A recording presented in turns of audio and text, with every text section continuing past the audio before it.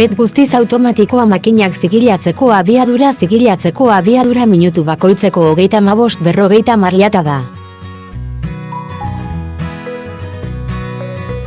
Lata gorputza ez da biratzen zigilatze prozesuan, seguruagoa baita eta bereziki produktu hauskor eta likidoetarako egokia.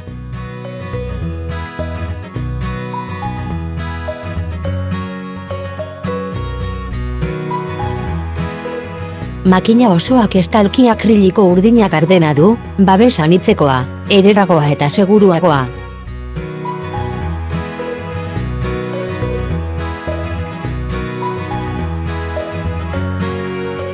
Elikagai, eguneroko produktu kimiko, farmazeutiko, pestiziden eta beste industria batzuetarako betegarrietarako ekipamendu ezin hobea da.